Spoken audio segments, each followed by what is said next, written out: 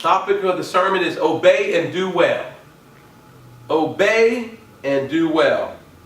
Sound very simple, very simplistic. Do what you're supposed to do and everything will be well. But we don't do that sometimes. We don't do that sometimes. And then when things aren't well, we don't feel good about things. We feel miserable. We feel upset. We feel unsatisfied. But the only thing we had to do is obey and do well. People don't usually punish you. Anybody that's reasonable, a reasonable parent, a reasonable government, anyone that's in authority, reasonably, they are not going to punish you if you're doing well. You're only going to be blessed if you do well. Things are only going to do, you're not going to get punished for obeying. You're not going to get punished for obeying. You're not going to. You're only going to get blessed for obeying. But what we do is we disobey and we feel all the consequences. We're all unsatisfied. And you want to know something? It takes way more time and it takes way more effort in going through all that disobedience than if we would have just obeyed. Then we would have did well. But what we have to understand is just obey. Just simply obey. And there's reasons why we need to obey, because people, whether they're parents, whether they're government or whoever it is they set out having rules because they know that these are rules that need to be abided by to allow things to go smoothly, allow the nation to run smoothly, to run a household, to allow a household to run smoothly, to allow a church to run smoothly, a school, a business. They all have rules that have to be followed. Everyone. And now everybody don't always agree with the rules. Everybody doesn't always agree. But when people obey rules, then harmony can exist. Even whenever, get this, even whenever the rule is even unjust sometimes. Because we do know people make unjust rules. But whenever when everyone's following the rules, there's still harmony even in an unjust rule. Everybody's doing what they're supposed to be doing. No one's getting punished. Everybody's working in unison and getting things done. So what we have to do is we have to obey. And we'll get blessed. We'll get blessed. I want us to turn to Genesis chapter 12.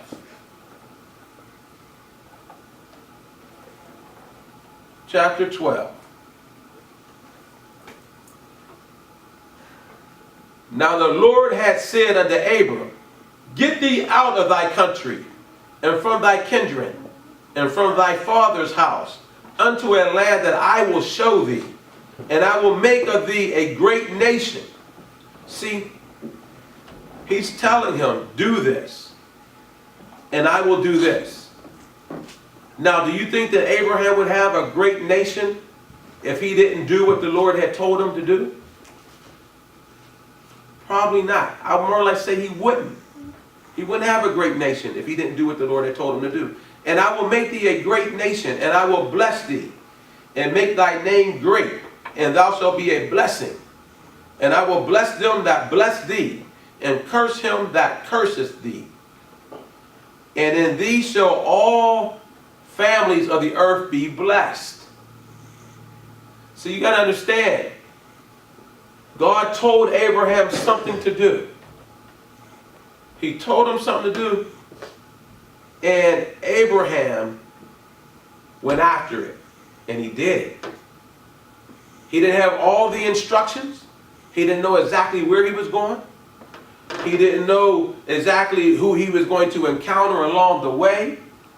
He didn't know, what to expect. But God had told him to do that. And so he did it. Now, what we have to understand is sometimes we want to try to make reason within ourselves why we don't obey. why we don't obey. And I'm talking about not just parents and government authorities. I'm talking about even God's will. Sometimes we make excuses why we don't obey even. Well, you know what, I don't think it necessarily means that. Or I think I can do it this way. Or maybe God wouldn't want me to be unhappy. Or God wouldn't want this. We try to justify us doing things another way, whenever his word says to do it this way.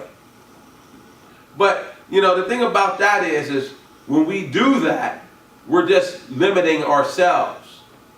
And we're cutting our blessings off. And we're sort of cutting our legs off from underneath us. That's what we're doing. And you'll find out later on what I mean by that as we go through more scripture to bear this out. And it read, so Abram departed as the Lord had spoken unto him, and Lot with him. And Lot with him. And Abram was 75 years old when he departed out of Haran. You understand me? So that's what went on. So he listened. He got up and left. Now, so he obeyed. We're going to find out what happened as a result of it. He obeyed. But see, that's not the only instance that he obeyed. But he was blessed. He was blessed for listening. He was blessed for doing it. Now he could have sat there and say, well, Lord, you didn't tell me where to go, so I'm just waiting for more instructions. Maybe that's why he was blessed the way that he was blessed. Maybe that's why he was blessed so greatly. He didn't ask for a whole lot of specifics, if you would. He didn't ask for a whole lot of specifics. Okay, you want me to go? I got to get up and go? Okay, I'm getting up and going. That's faith right there. You don't even know where you're going. You're just going. Just going. That's a lot of faith. All right, we're going to stay in the same book. We're going to go to Genesis chapter 22. Chapter 22.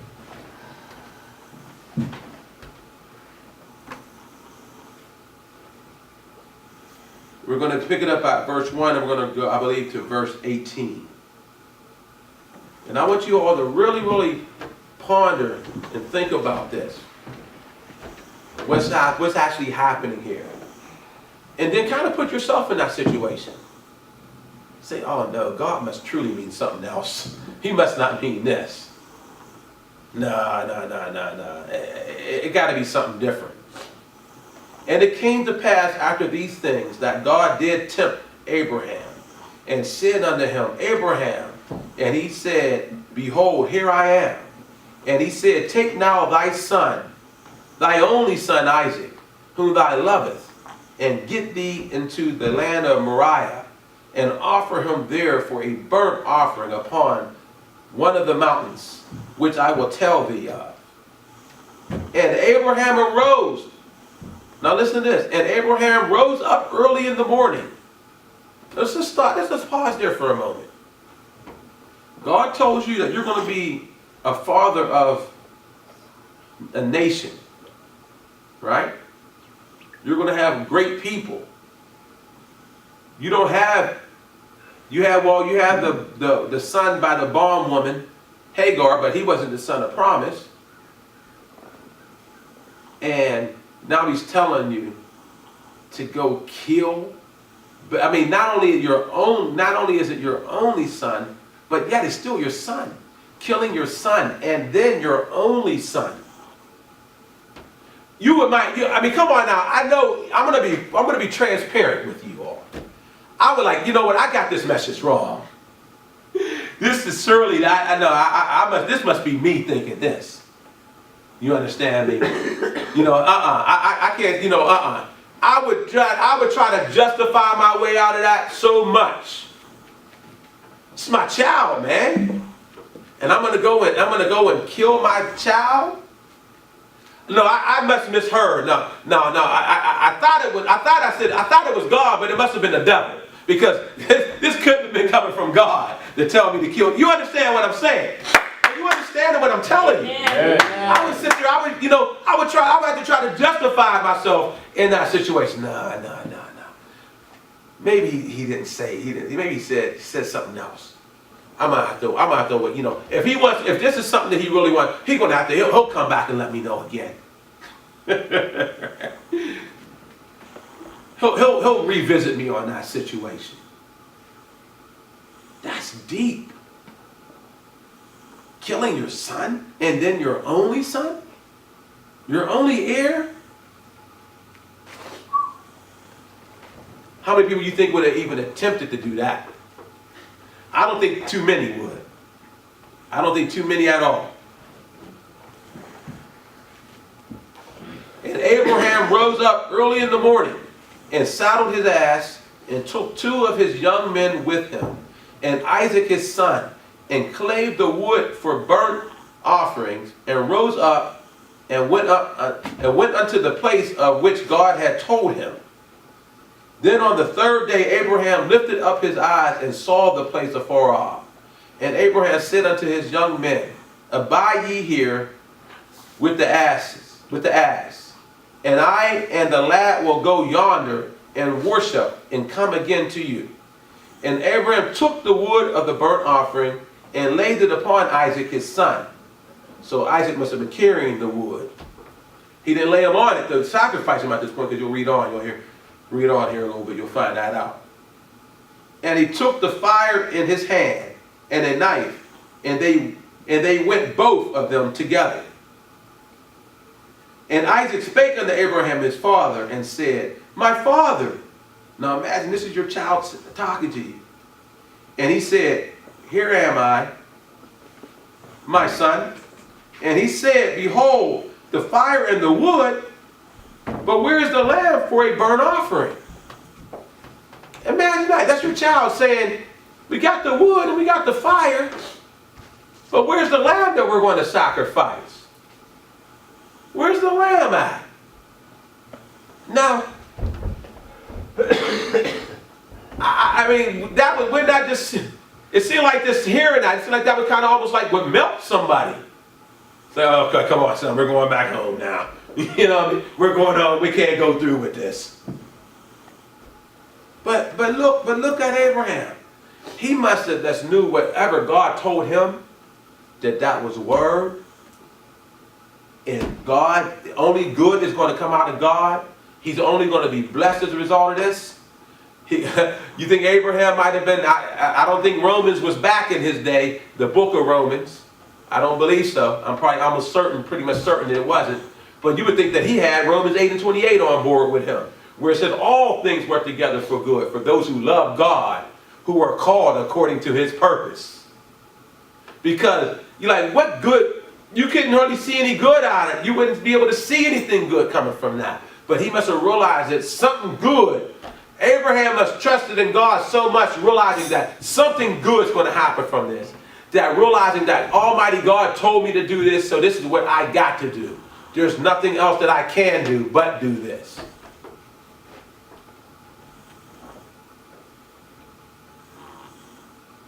And Abraham said, My son, God will provide himself a lamb for a burnt offering. So they went both of them together. And they came to the place which God had told him of. And Abraham built an altar there and laid the wood in order and bound Isaac his son. He bound him up. See, it takes a lot to do this. And bound Isaac his son and laid him on the altar upon the wood. And Abraham stretched forth his hand and took the knife to slay his son. Now, I wonder what his son, because you know his son's old enough to realize things. I wonder what his son might be saying at that point in time. Dad, what are you doing? Dad, what are you doing? What are you doing? And then for him to be able to, he was going to still go through with it. Abraham he was obedient.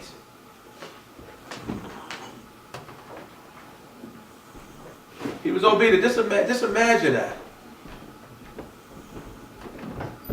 And the angel of the Lord came, and the angel of the Lord called unto him out of heaven, and said, Abraham, Abraham. And he said, Here am I. And he said, Lay not thy hand upon the lad, neither do thou anything unto him. For now I know that thou fearest God. See, listen to this. Listen to this right here. See, this might be some of the reasons why we're going through things sometimes. This might be why you're in a test and a trial, to see how much you fear and how much you may obey him. Through the storm, whenever you can see that there's an easy way out, you see that there's an easy way out that you could take. I'll do this right here. I'll do this over here. I'll lie. I'll steal. I'll kill. I'll do whatever I need to do.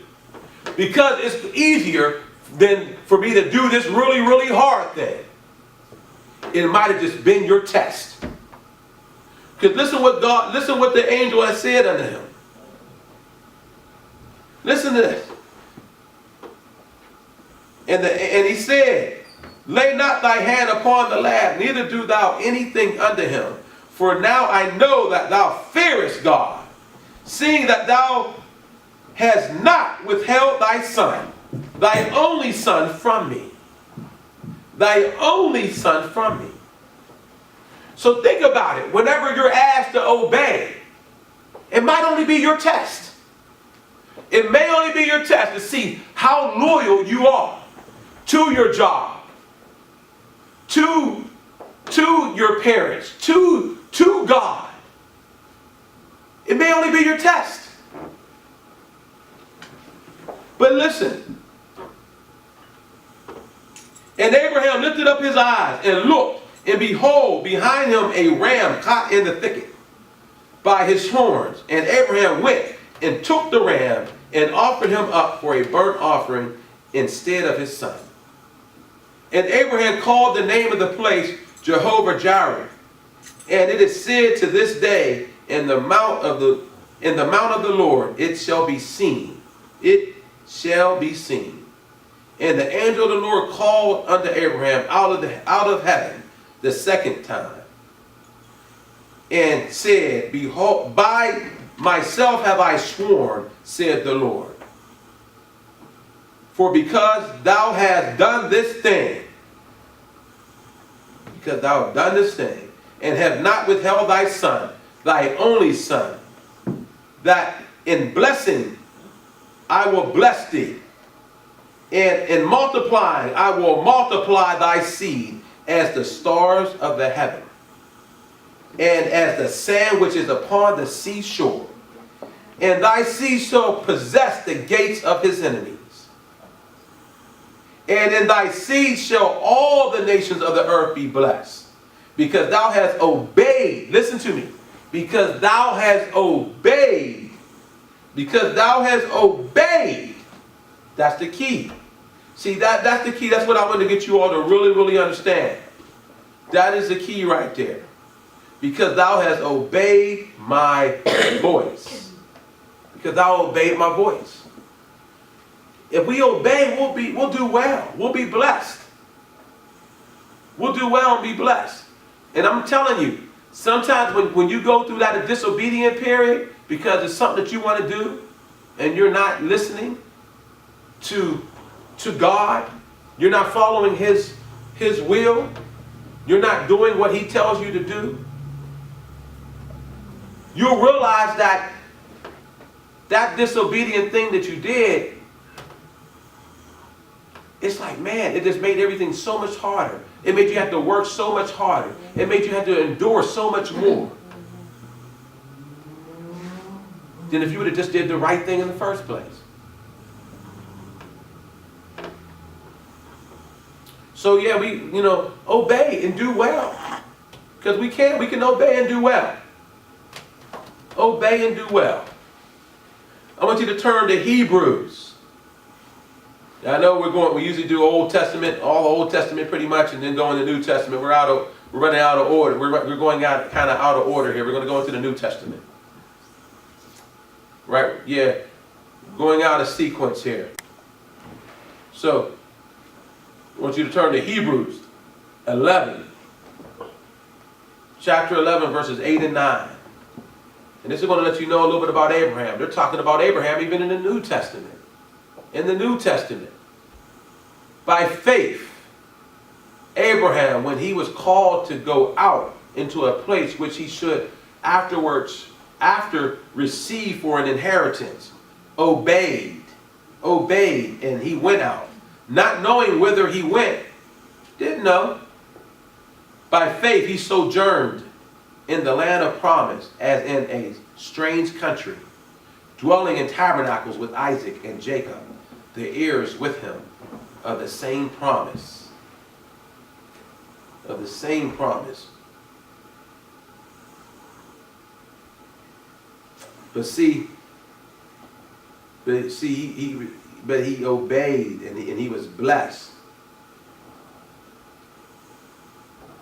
He obeyed. He went out. He did that. He didn't know where he was going to go. He didn't know what everything, right? And it wasn't always comfortable. But he obeyed. We want to go to 1 Samuel chapter 15, verse 22 and 23.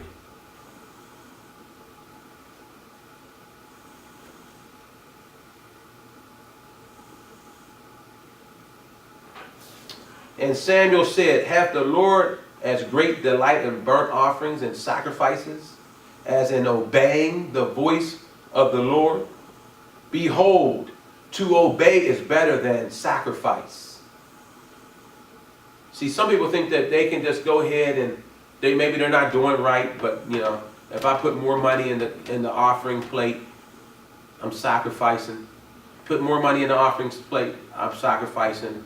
You know, if I do this right here, I'm sacrificing to the Lord. That's going to show how much I love him and care for him. But obeying is better. Obeying is better. So it says, behold, to obey is better than sacrifice, and to hearken than the fat of rams. For rebellion is as the sin of witchcraft. See that? For rebellion is as the sin of witchcraft, and stubbornness is as iniquity and idolatry. Because thou hast rejected the word of the Lord, he has also rejected thee from being king. See, the thing about it is that if we don't obey, see, this was referring to Saul. This was referring to Saul, right? He was the very, very first king. Very, very first king of Israel. And he was told to utterly destroy the Amalekites. But see, in Saul's brain, he thought that, well, we'll keep back certain other things. He said that that's what the other people, they kept back the certain goods of things. They brought the king. They kept the good stuff that they had. But see, the word of God says to utterly destroy. But see, in his brain, he thought that they were justifying, well, we kept the good stuff so we could sacrifice it unto the Lord. And then he said that he was fearful of the people. So he just let them do what they wanted to do pretty much. But see, he had came up with an excuse not to obey. Justifying why he didn't obey. Justifying it. But see, when we don't obey, there's consequences when we don't obey. He was rejected as being king. And then he was tortured. He was tortured to the point to where he had an evil spirit in him. Evil spirit that was within him. But see, what we got to do is we got to obey. We just can't do it the way we think about we should do it. Why didn't he go back and consult Samuel, saying, Samuel, what about if we brought the king back with us? Or what about it before he went, saying, Samuel, what about if we capture the king and we bring him back, or when we bring back all their good vessels and all their good cattle and stuff? What about that? But when you go ahead and act on yourself and you don't do it the way that the Lord says do it, then there's a problem. You could try to justify it all you want to do. You could try to justify it however you want to justify it. But if you're not doing it God's way, you're being disobedient. It's just that plain and simple. So we got to make sure that that's not us. We're going to make sure that we do it exactly how God has said to do it. Don't come up with our own reasoning why we're doing it this way. I did it that way because of this right here. I thought, because I was thinking that, no, don't do it that way. Do it the way God tells you to do it. Do it the way He said to do it. He's Almighty God. If He realized that if He knows everything, if it was another way, He would tell you to do it another way. He would say, Saul, you know what? When you go there, bring the king with you and bring all the good stuff with you too. He's God. He has all knowledge. He knows what's good and what's not good. So when God tells us to do something, we got to do it the way He tells us to do it. And not try to put our own way into it. Do it His way.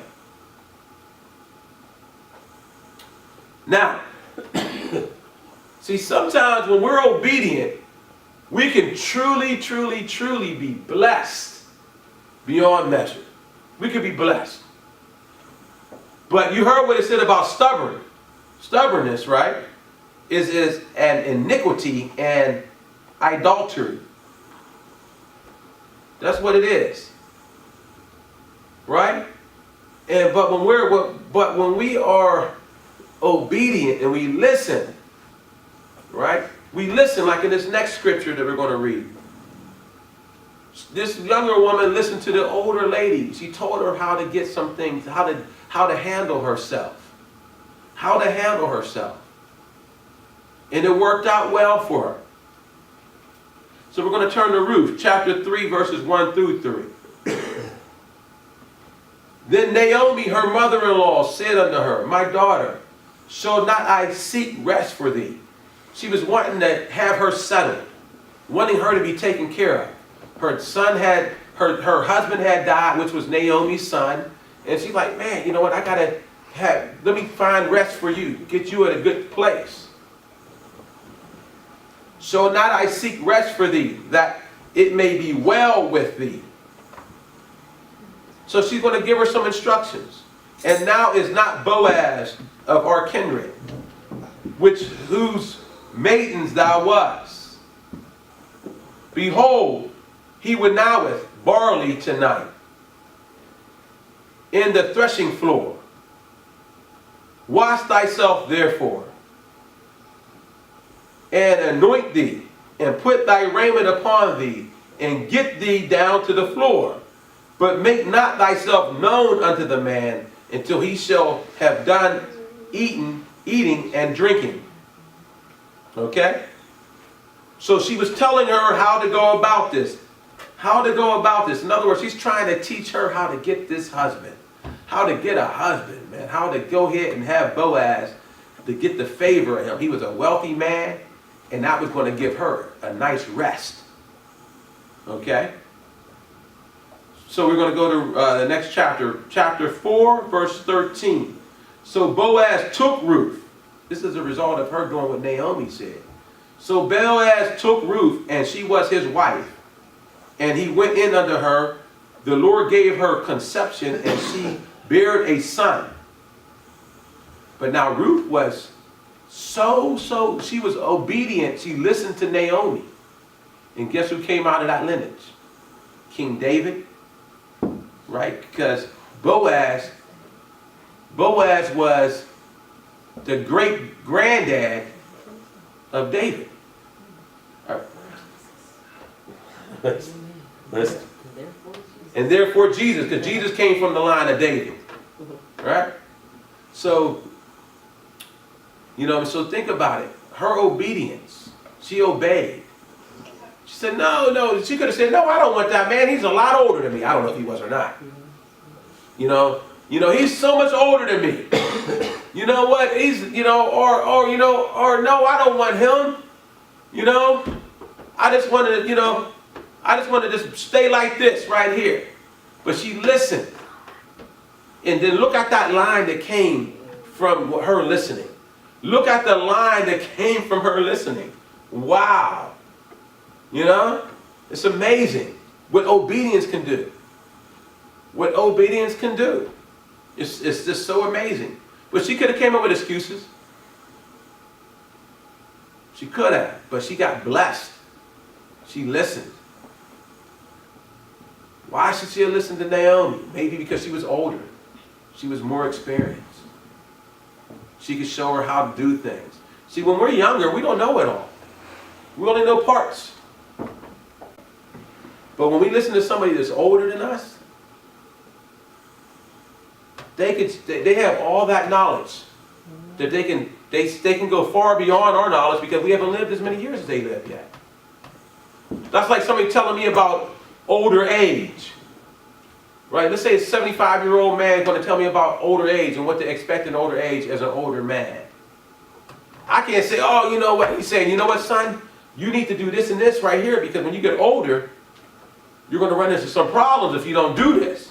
And I can't say, you know what? Oh, man, I ain't listening to him. You know, this is much easier for me to do it this way. That man has been my age and beyond. He knows. He knows. He's been my age and beyond. So he knows. So it would behoove me to listen to that. Not to be stubborn and rebellious. We understand what stubborn is. In disobedience. So it would behoove us to listen. And especially listen to the Word of God. I mean, amen. There is no excuse not to listen to the Word of God.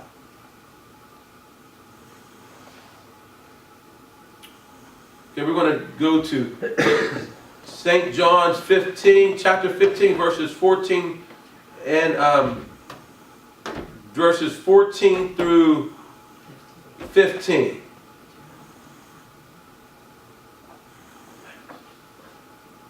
So we're going to go St. John's.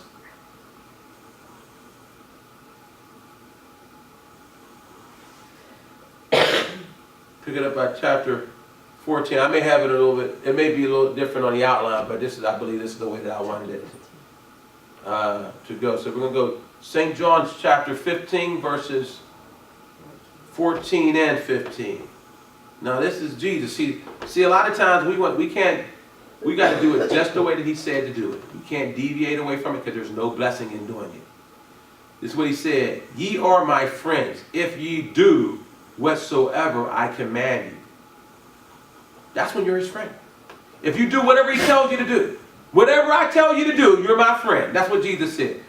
Ye are my friends if you do whatsoever I command you. But there's a blessing involved in that though. There's a tremendous blessing. Let's look at verse 15. Henceforth I call you not servants, for the servant knoweth not what his Lord doeth. But I call you friends. For all things that I have heard of my Father, I have made known unto you. That's the benefit of being a friend. You're in the loop now. Everything's being shared with you. All information's being shared with you. You're in the loop. That's a part of being a friend. But in order to be a friend, you have to do whatsoever he commands you to do. So we have to obey. We can't justify doing certain things. Try to do it this way instead of the way that he said to do it. We have to do it exactly his way. Jeremiah. We're going to turn to Jeremiah. See now, some people try to justify. We'll go to Jeremiah chapter 3, verse 15. Some people try to justify why they do what they do. This is why I did this.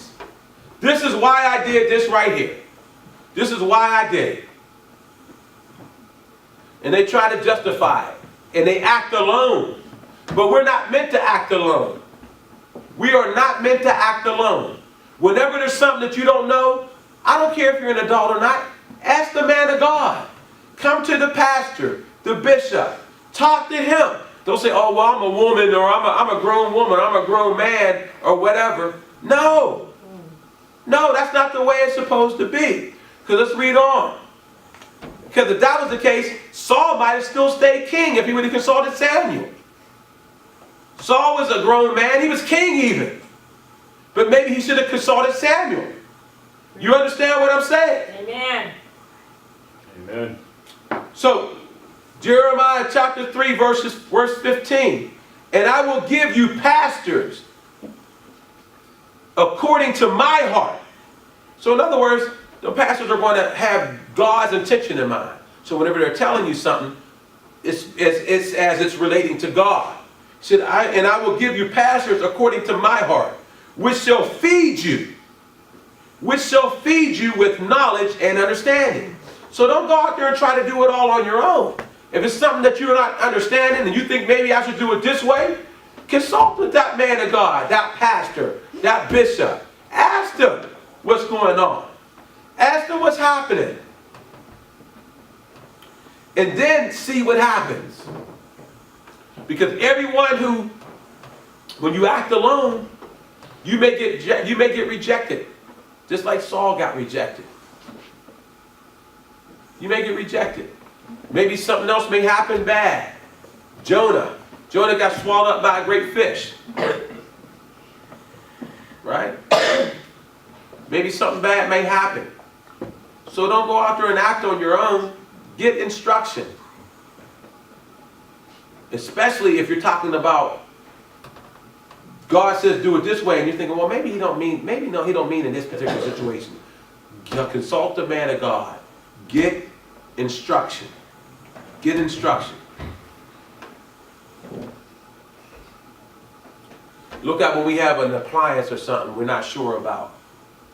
Before we mess that appliance up, we're gonna go Google that thing. We're gonna go get the manual out. We're gonna look at it. Right? Amen. How much more should we do with our lives? Preach. How much more should we do with our lives? Thank you, Jesus. We're going to turn to Titus.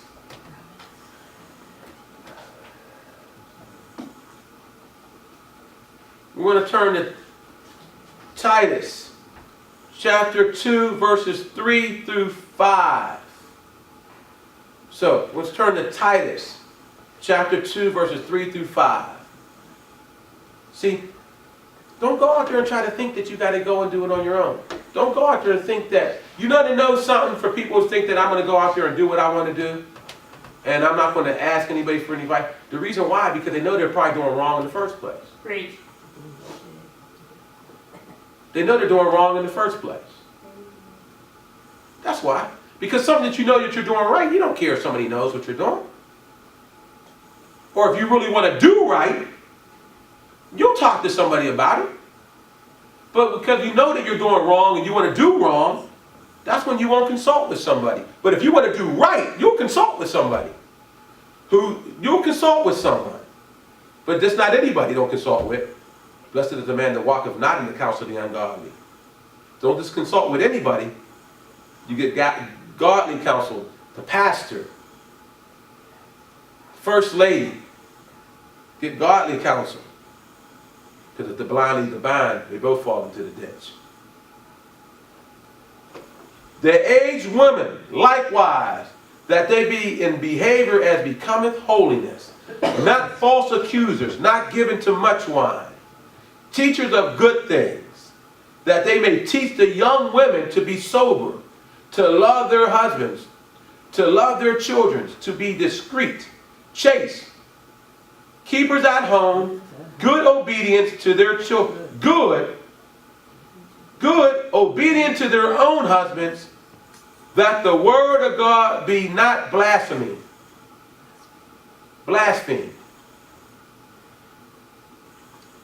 Okay, so think about that. So that means that there should be some consulting with the first lady. If you're a young woman, that means there should be some consulting with the pastor, because he's there to feed you with knowledge and understanding. So that means with questions, you should be coming and talking to the pastor. You should come and talking to the first lady. Then maybe you might not make as many bad decisions. But if we obey, we'll do good. Ruth obeyed Naomi. So Naomi would have been like the aged woman.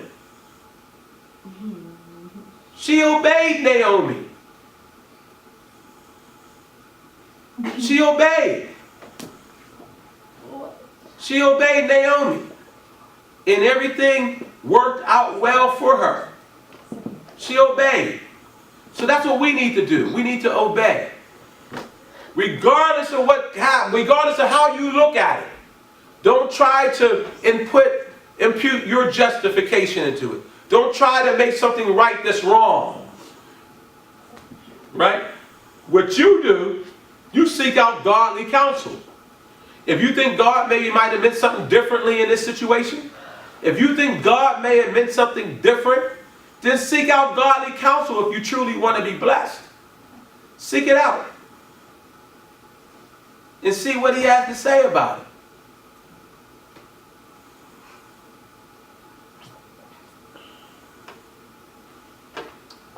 Obey and do well.